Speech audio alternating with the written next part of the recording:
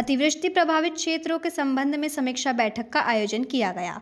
मुख्यमंत्री श्री भजनलाल शर्मा की अध्यक्षता में हुई इस बैठक का उद्देश्य जन सुरक्षा को सर्वोच्च प्राथमिकता देते हुए राहत और पुनर्वास कार्यों को प्रभावी ढंग से क्रियान्वित करना है।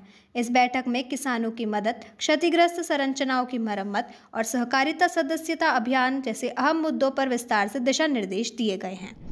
अतिवृष्टि प्रभावित क्षेत्रों के संबंध में समीक्षा बैठक के संबोधित करते हुए मुख्यमंत्री श्री भजनलाल शर्मा ने कहा कि अतिवृष्टि प्रभावित क्षेत्रों में व्यापक राहत एवं बचाव कार्यों के माध्यम से राज्य सरकार आम जन को हर संभव मदद सुनिश्चित कर रही है। नागरिक सुरक्षा को सर्वोच्च प्राथमिकता देते हुए बुनियादी सेवाओं और सुविधाओं को तेजी से सुचारू किया जा रहा है। उन्होंने अतिवृष्टि प्रभावित क्षेत्रों में सड़कों, नहरों, एनीकट तथा भवनों के मरम्मत के प्रस्तावों को 3 दिन में स्वीकृत करने के विशेष रूप से निर्देश दिए। साथ ही इन स्वीकृत प्रस्तावों का कार्य 23 सितंबर तक प्रारंभ करने और क्षतिग्रस्त पक्के और कच्चे मकान की रिपोर्ट 2 दिन में प्राप्त कर तत्काल स्वीकृत जारी करने के लिए भी निर्देशित किया। उन्होंने कहा कि ग्राम पंचायतों से क्षतिग्रस्त सड़कों और भवनों के प्रस्ताव शीघ्र प्रेषित भी करवाए जाएं। श्री शर्मा मुख्यमंत्री कार्यालय में जिला प्रभारी मंत्रीगण एवं जिला प्रभारी सचिवगण के साथ अतिवृष्टि प्रभावित क्षेत्रों की स्थिति पर आयोजित उच्च स्तरीय समीक्षा बैठक की अध्यक्षता कर रहे थे। इस दौरान अतिवृष्टि प्रभावित क्षेत्रों में 5 से 7 सितंबर तक दौरा कर वापस आए मंत्रीगणों द्वारा धरातल की स्थिति और राहत तथा बचाव कार्यों पर दिए गए विस्तृत फीडबैक के आधार पर मुख्यमंत्री ने दिशा निर्देश जारी किए। मुख्यमंत्री ने कहा कि अधिकारी संवेदनशीलता के साथ जान माल के नुकसान पर तत्परता के साथ सहायक उपलब्ध कराएं। चिकित्सा सेवाएं, खाद्य सामग्री की उपलब्धता सहित आवश्यक सेवाओं को निर्बाध और नियमित रखने और पुनर्वास के लिए ठोस कदम उठाए जाएं। उन्होंने निचले इलाकों और जल भराव क्षेत्रों में विशेष सतर्कता बरतने के निर्देश दिए। मुख्यमंत्री श्री शर्मा ने कहा कि प्रभारी मंत्री व सचिव जिला कलेक्टर्स के साथ निरंतर संपर्क स्थापित कर बांधों की नियमित मॉनिटरिंग भी करें तथा समय पर गेट खुलवाकर पानी की निकासी सुनिश्चित करें। आज यशस्वी मुख्यमंत्री आदरणीय भजनलाल जी ने हमारे जितने भी प्रभारी सचिव, प्रभारी मंत्री अपने अपने जिलों में गए और उसकी वहाँ की विस्तृत रिपोर्ट स्वयं ने फील्ड में घूम करके जो देखी, अतिवृष्टि, मानव क्षति, पशु क्षति और रोड के नेटवर्क की क्षति, गांव में पानी के भराव, खेतों में पानी के भराव और एक एक जिले की सबकी विस्तृत रिपोर्ट लेकर के उसका आंकलन किया है और आने वाले समय में स्पष्ट निर्देश दिए हैं कि जिन जिन की रिपोर्टें आ गई है उसी अनुसार आपदा मंत्री जी और आपदा विभाग अपनी स्वीकृति तुरंत जारी करे जो उनको सहायता मिलनी। साथ ही साथ ये भी कहा कि जो रोड नेटवर्क टूटा है उसकी जितना आपदा राहत कोष से मिलता है वो, उसके अलावा सरकार का लगे वो भी लगा करके रोड नेटवर्क को तुरंत ठीक करना है। राहत का जितनी सहायता है वो तुरंत पहुंचाएंगे। जिनकी स्वीकृतियाँ बाकी है उसी की स्वीकृतियाँ जारी कराएंगे और आने वाले समय में भविष्य में इस तरह की स्थिति बाढ़ की नहीं बढ़े इसको भी सुनिश्चित करेंगे। 2 विशेष अभियान चलाए जाएंगे। शहरी सेवा अभियान और ग्रामीण सेवा अभियान, तो मतलब 2 ही है। और ये फोर्टनाइट मतलब 15 दिन चलेंगे।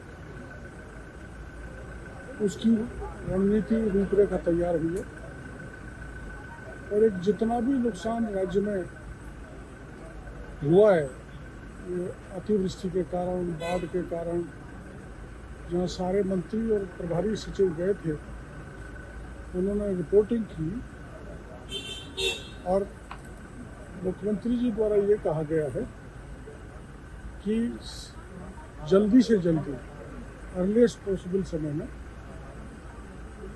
वो सेंक्शन निकल जानी चाहिए। हमारा आपदा प्रबंधन विभाग अब तक 182 करोड़ रुपए की सहायता स्वीकृत कर चुका है और ये सहायता आज की समीक्षा के बाद ऐसा लगता है कि 1500 करोड़ तक की राज्य में हमको वितरित करनी पड़ेगी। तो चाहे वो सरकारी संपत्तियों का नुकसान हो, चाहे निजी संपत्ति का हो, चाहे फसल का खराबा हो, चाहे जन धन हानि हो, सबके जो मापदंड तय हैं SDRF कि उन्हें उस हिसाब से सबको सहायता प्रदान की जाए। कलेक्टर्स को जैसे सरकारी संपत्तियों का खराबा है वो 7 दिन तक, और फसल का 72 घंटे के अंदर अंदर, और ऐसी कोई अर्जेंट जैसे डेथ है, कैजुअलिटी है, उनका 48 घंटे का मुख्यमंत्री जी ने रिपोर्ट मंगा के राशि स्वीकृत करने के लिए कहा। माननीय मुख्यमंत्री श्री भजनलाल शर्मा जी के नेतृत्व में जो सरकार काम कर रही है, उसमें आप सबसे बड़ी बात यह कि प्रभारी मंत्रियों को लगातार हर महीने में कम से कम एक दौरा प्रभार वाले जिले का होता है, कोई न कोई विशेष विषय को लेकर।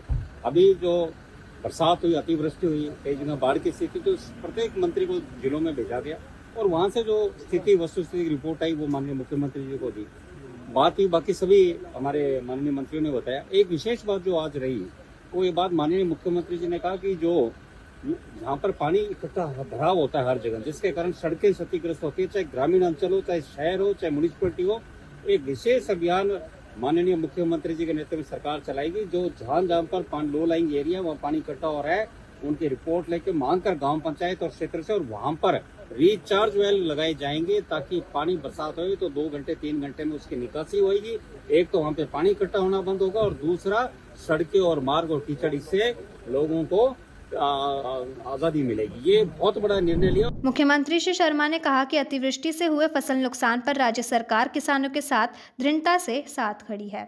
उन्होंने अधिकारियों को 33% से अधिक फसल खराबे की स्थिति में बिना किसी देरी के आर्थिक सहायता सुनिश्चित करने के निर्देश दिए। साथ ही जिन स्थानों पर ऐप के माध्यम से गिरदावरी करने की समस्या आ रही है वहां लोकेशन डिसेबल की जाए। मुख्यमंत्री ने कृषि, राजस्व और सहकारिता विभाग के मंत्रीगण और सचिवों की कमेटी बनाने के सुझाव भी दिया, जो किसानों को फसल खराबे व उचित व समयबद्ध सहायता पर विशेष रूप से कार्य करे। साथ ही यह कमेटी एडवाइजरी बनाने के साथ ही बीमा कंपनी तथा किसानों के बीच समन्वय स्थापित करे।